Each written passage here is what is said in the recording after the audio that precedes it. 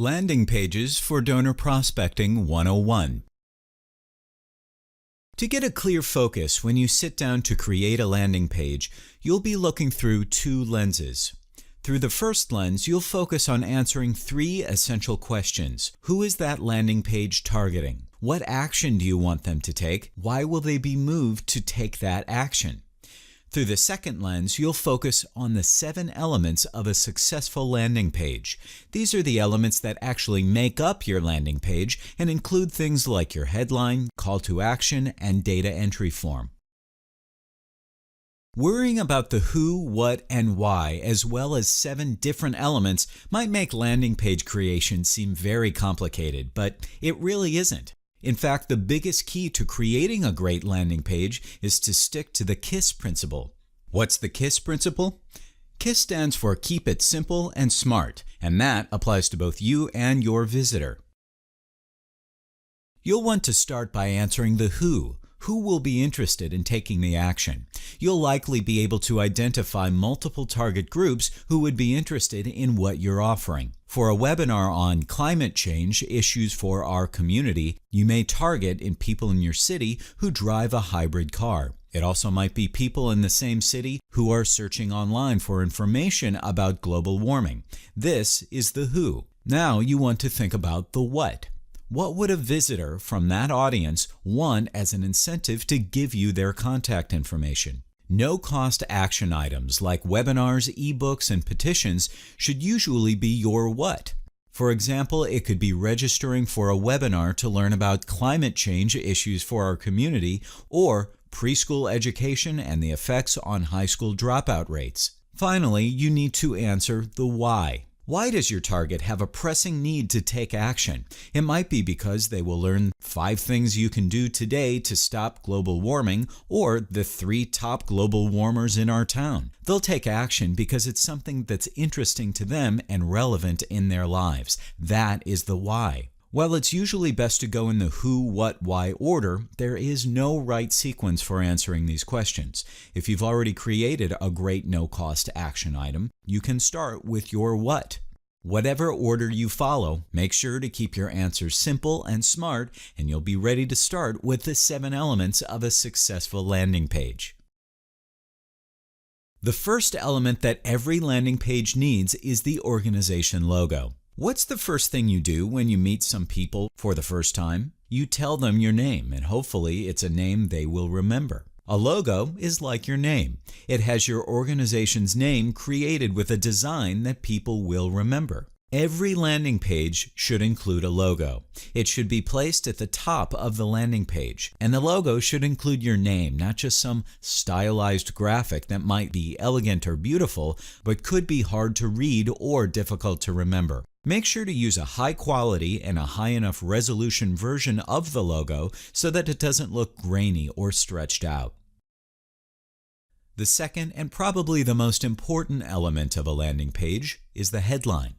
The headline should describe exactly what you're offering in a short, sharp, and to-the-point sentence. Just like the headline on the front page of a newspaper, the headline on your landing page is the first thing visitors will read, so it needs to do 2 things. It has to grab the attention of a visitor and make them want to read more of your landing page. Just like a newspaper headline, your landing page headline should use a large point size and an easily readable font. If the headline is all about the text, the third element of a successful landing page is all about the image. A good landing page needs a powerful and attention-grabbing image. That image can either be a photo or illustration, but the more eye-catching, the better. An image that hits the viewer emotionally will help increase the number of visitors who stay on the page and give their information. You can also use an image that's more informative and relates to your no-cost action item. The fourth key element on a landing page are the benefits. Benefits are simply the answer to your visitor's unspoken question, "What's in it for me?" because this is the key question we're all asking ourselves, even if it's totally subconsciously, every time we visit a new website. Our brains make a quick calculation to decide whether it's worth reading on or if we're going to be better off going somewhere else. What's in it for me is the question, and the benefits are the answer. The benefit needs to be all about the visitor, like answering, what can I learn that's useful in my life, or how will this help me to help the people I care about? It's a classic mistake to focus the benefits on you or your organization instead of the needs and concerns of your visitor. In a short introduction below your headline, explain in simple terms what the benefits are of your no-cost action item. Focus on what your visitor will learn and, if possible, how that information will actually be useful to them. Keep things very simple, not more than 150 words, and highly focused on the benefits to the visitor. This last part is key. Then add 3 to 5 short bullet points highlighting specific benefits. The fifth thing your landing page needs is a strong and compelling call to action, often abbreviated as CTA. If your benefit is the answer to the visitor's question of "What's in it for me?" then your call to action is the answer to their next question, "What do you want me to do?" You want to make this as visible and explicit as you possibly can. You don't want your visitor to have to spend even one moment wondering what their next step should be. So use clear and simple language. Tell them exactly what you want them to do. For instance, download ebook now or register for the webinar today. One of the most important rules for your call to action and landing page in general is that you only want to offer your visitor only one possible action. You don't want to give them choices or options, because the more options you give them, the more likely the visitor is to get confused or be unable to make a choice and simply leave your landing page. In many ways, the sixth element, which is the form, is the easiest part of creating your landing page. The form is simply the field your visitor completes in order to complete your call to action and receive the benefit. Your form should stand out on the page. You don't want your visitor to have to spend even a moment looking for where to sign up. Your form should be large and noticeable and fill up to 1/3 of the top area of your landing page. A common mistake when putting forms on landing pages is to ask for as much information as possible. You'll see forms that ask for things like first and last name, email address, zip code, and sometimes even mailing address, age, gender, phone number, and a whole host of other personal information. It's an understandable impulse, since the more information you have about a prospect, the more successfully you'll be able to engage them, and in a perfect world, this approach would make sense. But in the real world, there is a simple truth. The more information you ask for, the fewer people will complete the form. Every additional field you ask for will only decrease the number of people who fill it out. So remember what the true goal is here. It's not to get all their information, it's to start a relationship. Only ask for as much information as you absolutely need to start a two-way line of communication. That could very well be nothing more than their email address. Having their name can also often be helpful in making future communications feel more personal, so if you have the ability to integrate that into your systems, then you should also ask for their first name as well. It's important to remember that there's a very good chance visitors to your landing page have never heard of your organization before, or even if they have, they likely don't have a good sense of how trustworthy and legitimate your organization is, which makes it unlikely they're going to give you their information. You want to let them know that your organization can be trusted, and the best way to accomplish that is with trust indicators. Positive things that other people have said about your organization are extremely effective.